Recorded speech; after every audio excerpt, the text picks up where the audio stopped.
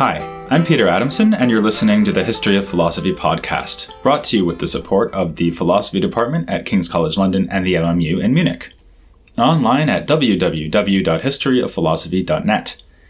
Today's episode will be an interview about attitudes towards sexuality and marriage in the works of Geoffrey Chaucer.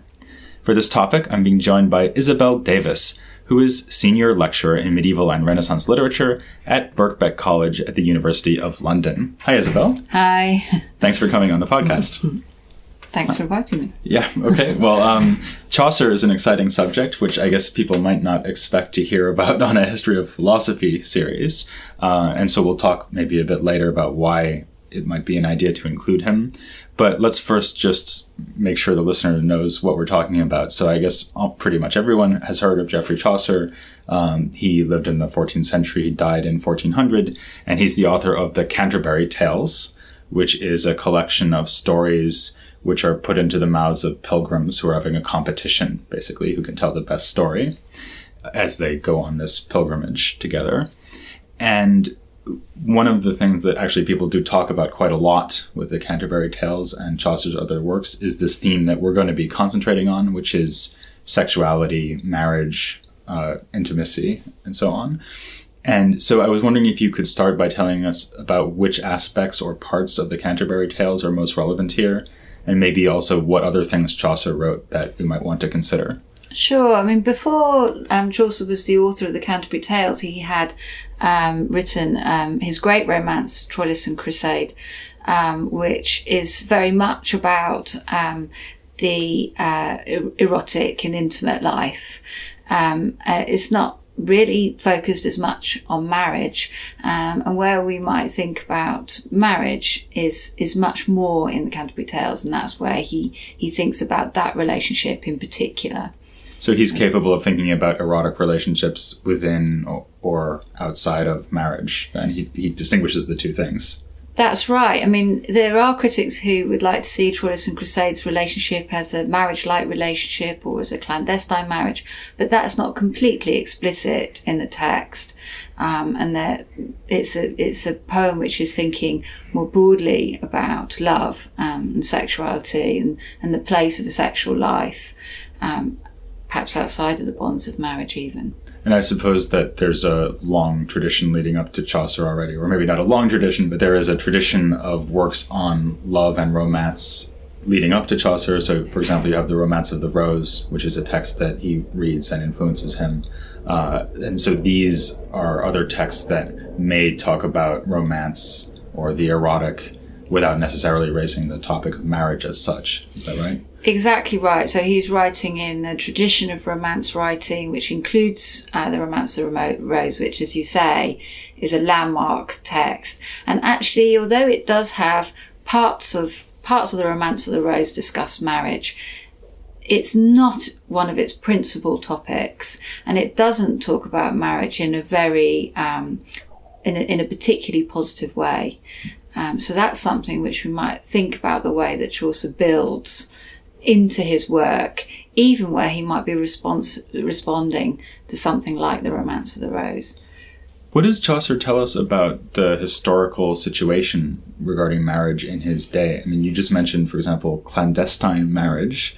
So that might be a nice case. What are the sort of social phenomena that we can learn about by reading a text like the works of Chaucer?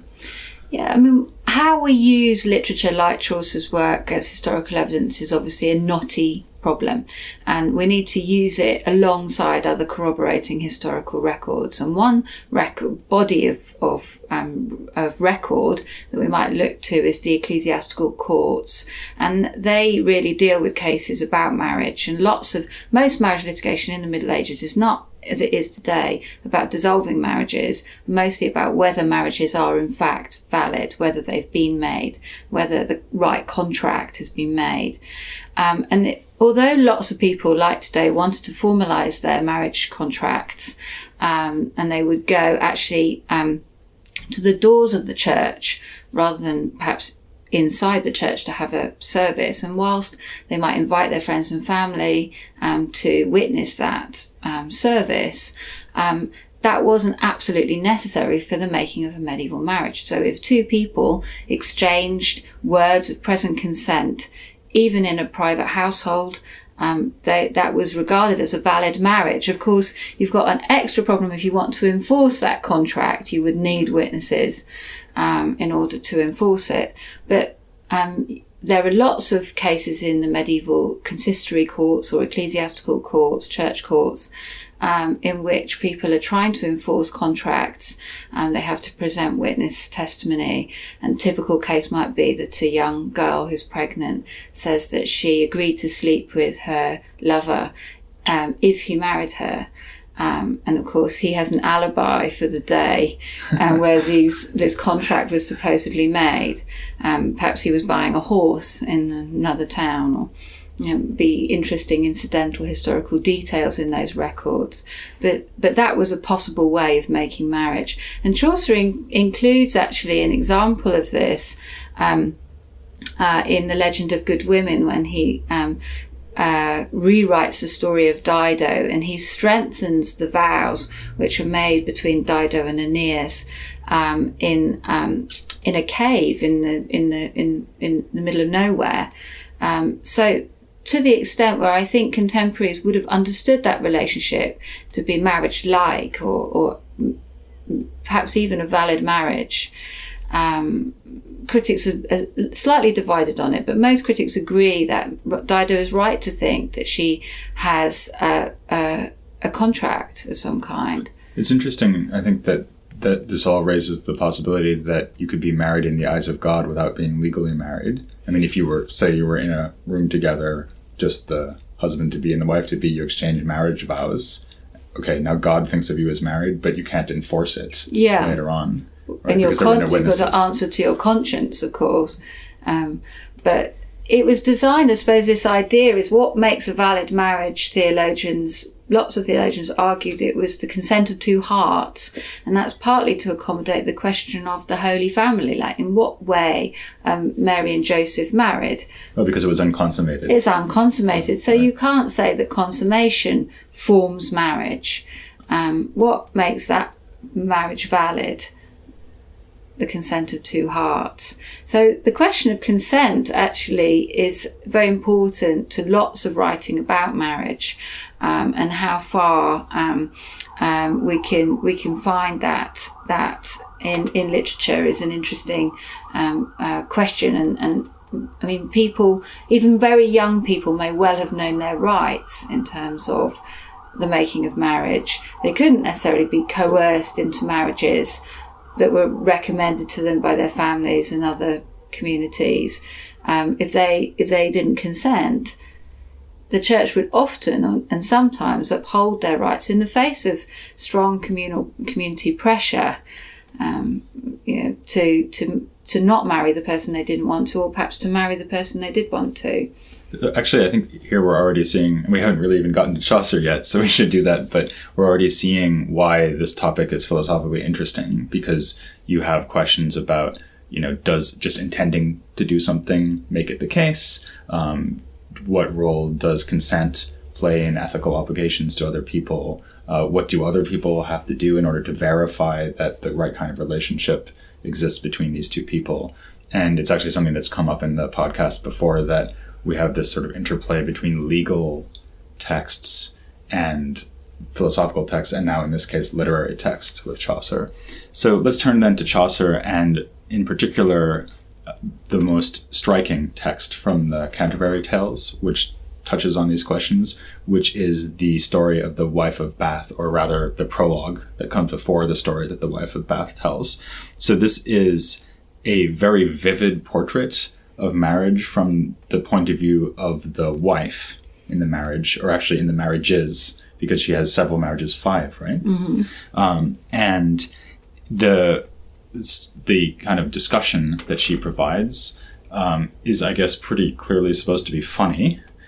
And that might make someone wonder whether she's just being held up as a kind of object of ridicule or mockery. So I think it's a very easy text to read as just a kind of misogynist attack on women, or on marriage, or the way women think about marriage, because she talks about marriage often as a kind of exchange where she was trying to get something out of the men, and she talks about how she tries to manipulate them and what she did and didn't manage to get out of each of her husbands. So presumably you don't think that reductive reading is right, because otherwise there's not going to be very much for us to talk about. So how do you think that we should read the prologue? I think it's that's a very difficult question. This is what occupies critical attention on the Wife of Bath's prologue, and exactly how to read her. Of course, she says that she speaks from experience about marriage, and yet a lot of what she says clearly is quotation from a long tradition of misogynist writing. Exactly what we're supposed to be laughing at in her prologue is a really difficult question to answer. And one of the things that complicates the reductive portrait that you tell about, or you drew there about her just as the brunt of a misogynist joke, is that she actually tells a story of her conversion from sort of nagging wife into somebody who has a more sophisticated companionate relationship with her fifth husband. And to achieve that, she comes through a period of domestic violence too. So it's a very strange tale, in fact, a prologue, which charts a number of different kinds of marriages. Of course, there's another sort of reductive reading of her, which is that she is that voice, that authentic female voice, and a poke in the eye for the medieval ecclesiastical men whose writing she tries to resist. So that would also actually be pretty much the reverse reading. So right. It's not that we're mocking her, it's that Chaucer is sort of using her voice to speak on behalf of women and complain about their lot, essentially. That's right, and that he actually achieves some authenticity there. And of course, we've got to find something in between, a reading in between those two poles. I mean, I think there are things that we're supposed to take seriously about what the Wife of Bath says about the ethics of marriage. But it is really complicated by the laughter. One of the jokes has to be that she's supposed to be speaking to us, and yet so much of what she says seems to come out of written traditions, long written traditions. And we're supposed to pick up on that as the reader. That's right. I mean, she talks about her fifth husband has an anthology of misogynist writing, which he reads out to her night after night. And some of the contents of that anthology, she actually quotes from herself when she's saying, these are things I actually said to my previous husbands. These are the ways that I nagged them. These are words which we find written in the sources that she cites from that book.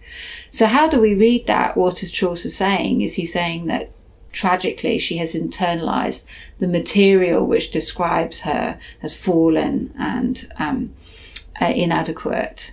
And is it a tragic portrait in that respect? Or is there something more cynical which we're laughing at there? I was wondering, when you just said that the wife is fallen, that might seem surprising. I mean, of course, in a sense, everybody's fallen, right, because of the original sin. But there seems to be a stronger sense in which the Wife of Bath has fallen, in that she, in her married life, seems to be failing to live up to some kind of ethical standard or ideal. And I was wondering whether, if the Wife of Bath is being criticized, or at least maybe her original approach to marriage is being criticized in favor of a later approach, is the problem that she doesn't see married life in the right way? Or is it that Chaucer is trying to say that married life in itself is somehow substandard, because a better life would be a life of chastity and virginity? I think there are two things in the Wife of Bath's prologue. There's her practice, and there's some of the theory which she expounds, and she's quite technical and theological, in fact, in some of that theory. And I think, in my reading, that lots of her theory is actually relatively correct, or it is a possible reading which some of her contemporaries would have concurred with. But she seems unable to live up to some of those theories.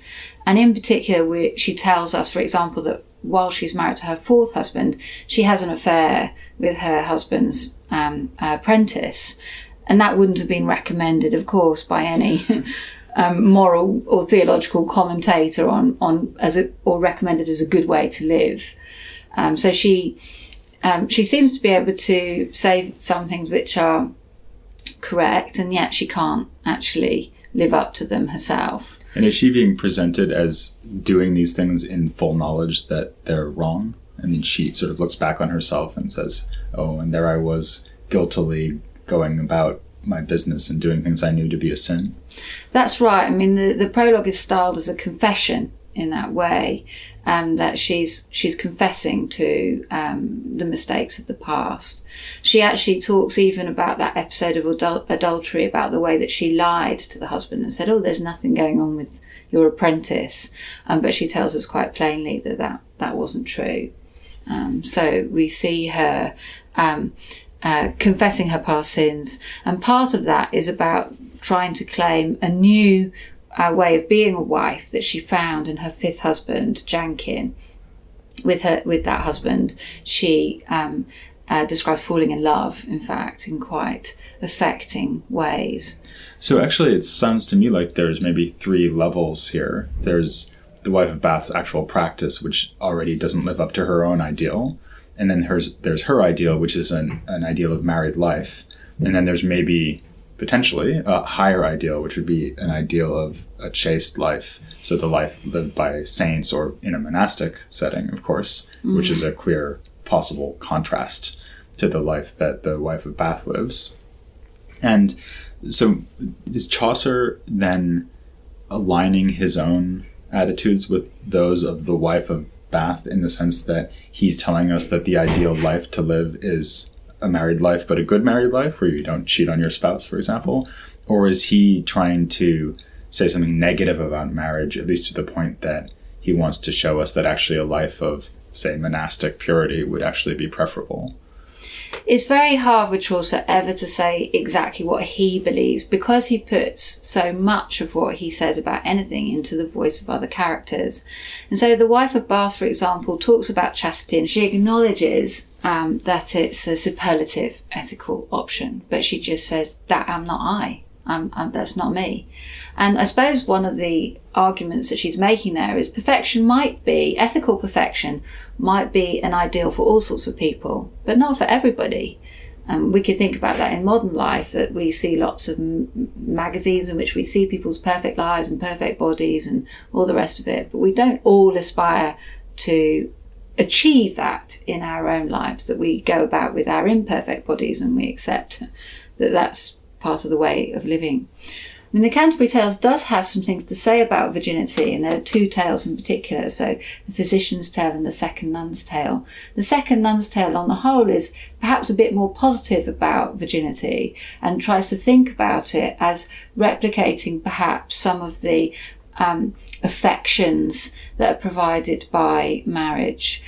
So Saint Cecilia in that tale is married, but she lives a chaste life.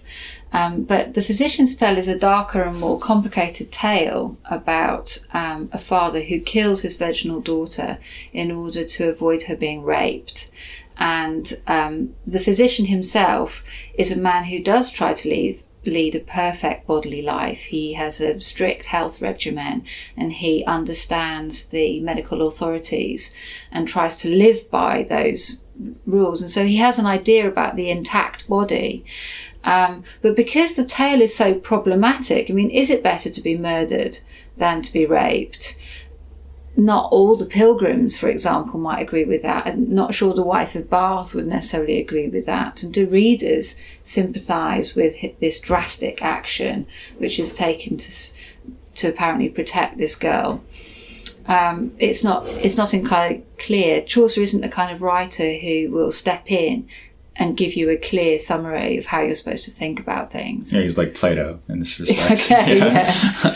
So let me just go back to the wife of Bath and her prologue just for one more moment, because I think something else that's worth mentioning is that this fifth marriage with Jankin actually has a disturbing scene of domestic abuse, as we would call it now. And in a way, it even kind of grows out of this sequence where he's reading to her from this misogynistic compendium, this book that he's got. So it's like he starts out by abusing her by reading to her, and then he continues by abusing her by beating her up.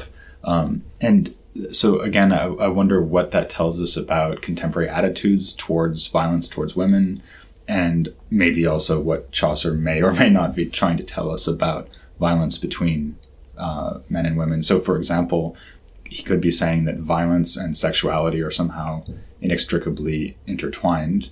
And of course, if that's what he's saying, that would suggest that he does have a pretty negative view of marriage. It's a really interesting question, partly because we must, at any level, we must think about the Canterbury Tales as a contemporary social comment, as satire, contemporary satire. So he's interested in questions about women, marriage, domestic violence, widows perhaps, as their own subject for themselves. But at the same time, as we said before, he's also dealing with long traditions of writing and thinking about the way that these things have been discussed before. And I think that the episode of domestic violence, as real as it seems to us reading it, is not only interested in contemporary violence within marriage, but it's also a literary allusion. And from a particular episode of The Romance of the Rose, that 13th century romance that you mentioned before. And in that poem, a character called the jealous husband not only abuses his wife psychologically with the misogynist texts, which Chaucer is also tackling in the Wife of Bath's prologue, but he also beats his wife. And one of the questions that raises is how far there's a continuum between misogynist writing and real physical violence against women. And the episode of domestic violence is very sad in The Wife of Bath's tale, but also oddly very funny. She tells it as a joke against herself. She talks about swinging the first punch. She talks about being incredibly histrionic. She says, she pretends to be dead. And that when he comes closer to her to feeling sorry that he might have killed her, she then uses that as an opportunity to punch him again. Take that, Jenkins. That's right. But she does say, that about the book, that she tears some, before they fall to blows, she tears some pages out of the book that he's continually reading to her. And for that, she says, he smote me until I was deaf. And this is a very important detail in the Wife of Bath's portrait. We hear about it 3 times. She tells us twice herself that she was beaten until she was deaf. And also the narrator tells us in the general prologue that the Wife of Bath is deaf.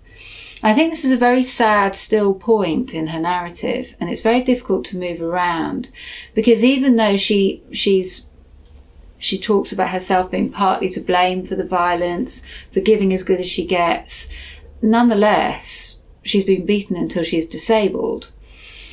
And what that means is something which critics talk a lot about. In what ways might we read that metaphorically? How might she be metaphorically deaf? Does it mean that she's unable to hear about how to live that good ethical life, for example? Is she unable to hear scripture?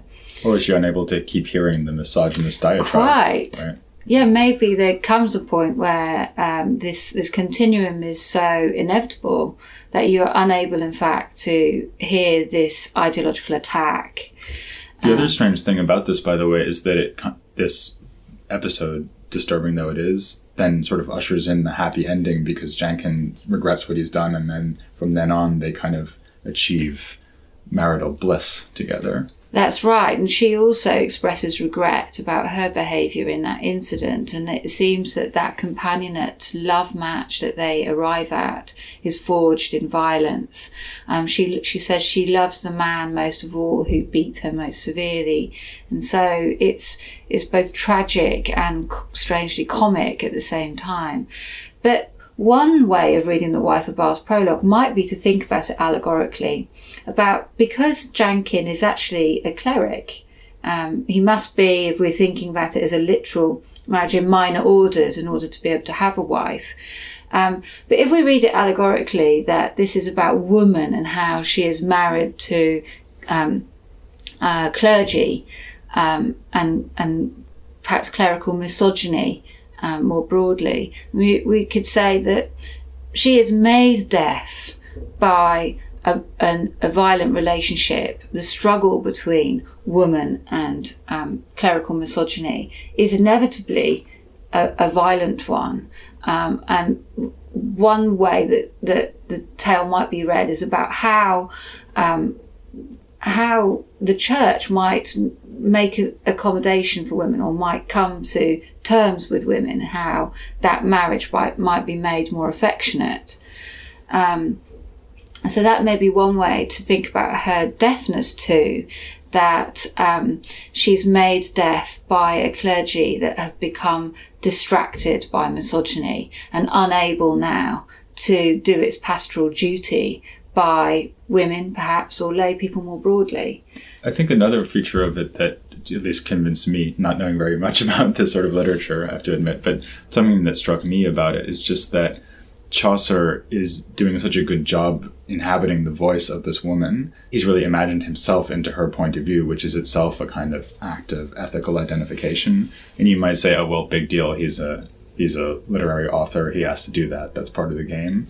But I think he must be consciously reflecting on that, precisely because there's all of these self-conscious reflections on the literary tradition that he's drawing on. And he even puts in a text which is anti-woman into the prologue. And so it seems to me that this is a really nice case, I think, where you have a literary text that's approaching what we can recognize as philosophical themes. So in this case, something like ethical identification, chastity, which is something we've talked about a lot, but in a way that no philosophical text could achieve. And so just in conclusion, I wanted to ask you more generally what you think we can get out of this kind of literature, say, as historians of philosophy. I mean, if we're interested mostly in philosophical themes in the medieval period, then what will we miss out on if we don't read authors like Chaucer? I think one of the reasons why looking at somebody like Chaucer is really useful for thinking about ethical debates more broadly is because he's not an exception to his time. He's indicative, and he fits in with what other people think and are writing about or debating.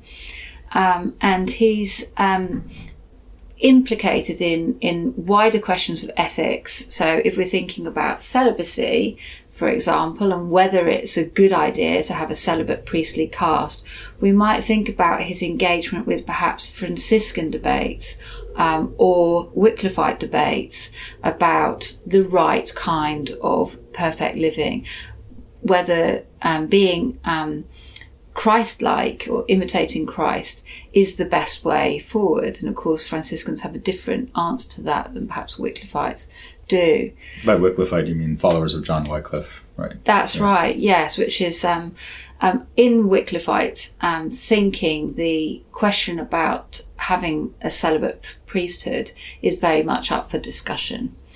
And Wycliffe, the followers of Wycliffe, are also trying to think about incorporating the idea of women as part of a that they might even be able to preach, for example, or to take part in the church in a different way, that they might have that capacity. So these things are becoming very important philosophical discussions at the same time that Chaucer's writing. To go back to something you were saying about the ethics of identification and writing in the voice of somebody else, this is an important literary question which Chaucer is taking from texts like the Romance of the Rose, and other writers, female writers like, for example, Christine de Pizan, are also thinking that problem through. So Christine de Pizan, for example, asks the question about the Romance of the Rose, about why so many of the characters speak in a misogynist voice, even when it doesn't fit allegorically with what they're supposed to represent.